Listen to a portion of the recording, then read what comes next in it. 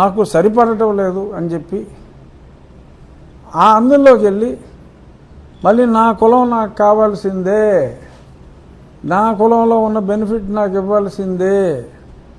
అరే ఆ బెనిఫిట్ ఈ కులంలోనే ఉంటే వస్తుంది, ఈ మతంలోనే ఉంటేనే నీ కులం నీకు ఉంటుంది, అక్కడ ఉండదు అని చెప్పిన తర్వాత అక్కడికి వెళ్ళిపోయి ఎవరో వ్యక్తిగత స్వార్థంతోనో ఎవరో మీ మనసును మాయ చేసి అక్కడికి తీసుకెళ్ళి మీరు సంపాదించిన డబ్బులో దశం భాగం అని అంటూ ఆ 10% కాకుండా 20-25% కూడా మరి వాళ్ళు మీ దగ్గర దోచుకుంటూ ఉంటే మరి మీరు ఆ దోపిడీదారులు మరి చాలామంది ఎవరైతే ప్రధాన దోపిడీదారులు ఉన్నారో వారు మీ కులానికి చెందినవారు కాదు.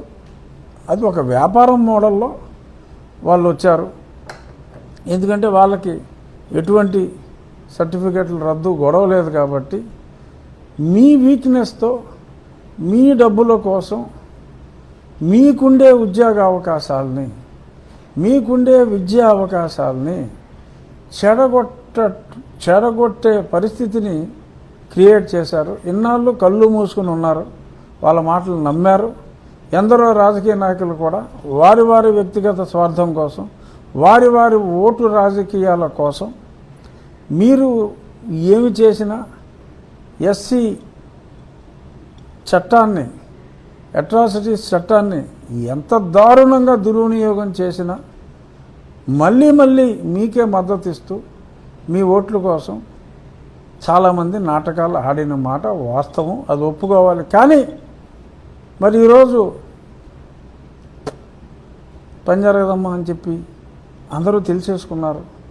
అందరూ తెలిసేసుకున్న తర్వాత కూడా ఇంకా మాకు దొంగ కేసులు ఎట్టే అధికారం కావాలి అని రావులపాలెంలో మీరు గొడవ చేసేసి మేము మతం మారినా సరే సుప్రీంకోర్టు తీర్పులు రద్దు చేసేనా, లేదంటే సత్తా చూపిస్తాం. ఏం చూపెడతారా సత్తా? ఏం చేస్తారు? సర్టిఫికెట్లు గ్యారంటీగా రద్దు చేస్తారు. If you are professing Christianity being a schedule caste you have got every right. మతం మారే స్వేచ్ఛ రాజ్యాంగమే ఇచ్చింది. మారండి, తప్పులేదు. మారి ఈ కూడా కావాలని అడిగి హిందూ మతంలోనే ఉన్న దళితుల ఆకాంక్షల్ని మీ బలీయమైన కాంక్షలతో బలి చేయవద్దు అనే స్పష్టంగా చెప్పడం జరుగుతుంది. ప్రసన్న కుమార్ అనబడే ఒక దళిత వ్యక్తి, నాకెంతో సన్నిహితుడు కూడా అతను. మరి అతను దళిత హిందువుల హక్కుల పోరాటం అనే ఒక సమితిని స్టార్ట్ చేసి హక్కుల కోసం ఆయన పోరాడుతున్నాడు. మరి ఆయన ఎవరైతే ఎస్సీ సర్టిఫికెట్లతో పాస్టర్స్ ఉన్నారో, ఎస్సీ సర్టిఫికెట్స్తో రైట్ టు ఇన్ఫర్మేషన్లో ఇన్ఫర్మేషన్ కనుక్కున్నాడు. ఖచ్చితంగా నాకున్న సమాచారం బహుశా రేపు ఎల్లుండో ఆయనే చెప్పాడు నాకు, ఇలా నేను కేసు వేస్తున్నాను అని. అది ఏదైనా ఉంటే మీరు అది మీ ఇష్టం, నాకు చెప్పొద్దు. ఎందుకంటే నేను ఇటువంటి వాటికి దూరంగా ఉంటానని చెప్పడం జరిగింది. కానీ అక్కడ ఒక దళితునిగా వారికి చెందవలసిన హక్కులు మరి అర్హత లేని మతం మారిన వ్యక్తులు కొట్టేస్తూ ఉంటే మరి ఆయన వారి హక్కుల కోసం పోరాడుతున్నాడు. అలా చైతన్యం ఇప్పుడు వచ్చింది. మరి పాస్టర్లోనే అంటే మొన్న ఆ తాటి ఆనంద్ కూడా అంతే కదా, పాస్టర్ ఎస్సీ కేసు పెట్టే మొత్తం అంతా దొరికేశాడు ఆయన. సో అలా పాస్టర్లోనే అతను చెప్పిన సమాచారం మేరకు నాకు 60% నుంచి 70% వరకు ఇప్పుడున్న ఈ చర్చ్ పాస్టర్లో ఎస్సీ సర్టిఫికేట్స్తో ఉన్నారన్నట్టుగా అతను న్యాయ పోరాటానికి సిద్ధమవుతున్నట్టుగా తెలిసింది. వేసుకోండి, రావులపాలెం కాకపోతే ఇంకేదో ఊర్లో, ఇంకో పాలెంలో, ఇంకో పురంలో వేసుకోండి. న్యాయస్థానాలనే రద్దు చేయాలని చెప్పి అడగండి, మీ ఇష్టం. ఆలోచించుకోండి. నలుగురు కుమారుల మాటలు విని మీ బంగారు భవిష్యత్తుని పాడు చేసుకుంటారా? ఏం చేయాలనేది అది మీ ఇష్టం.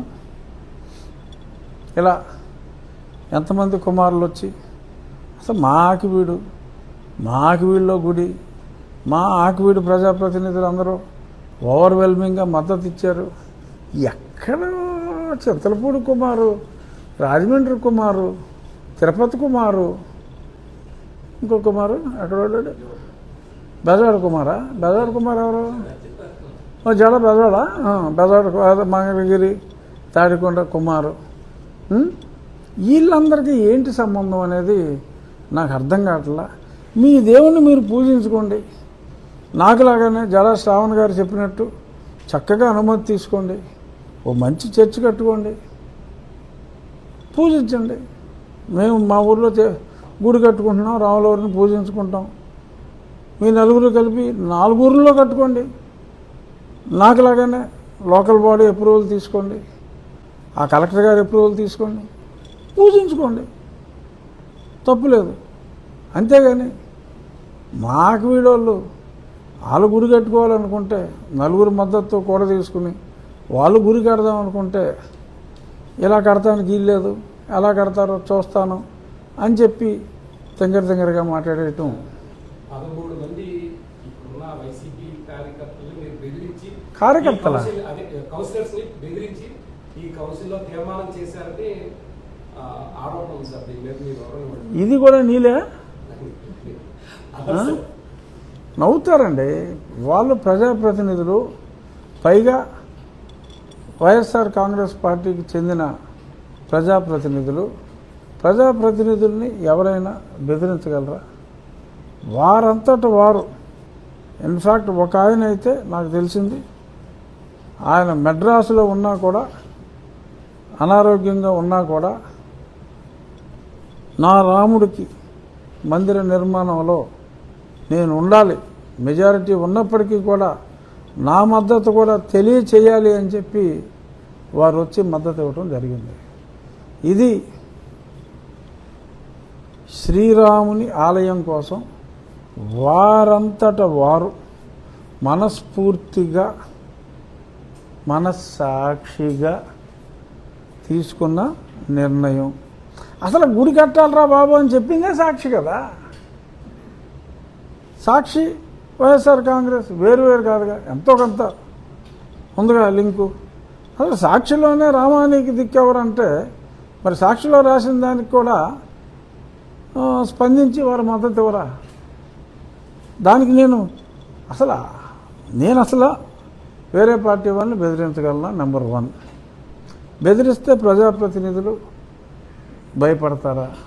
నెంబర్ 2.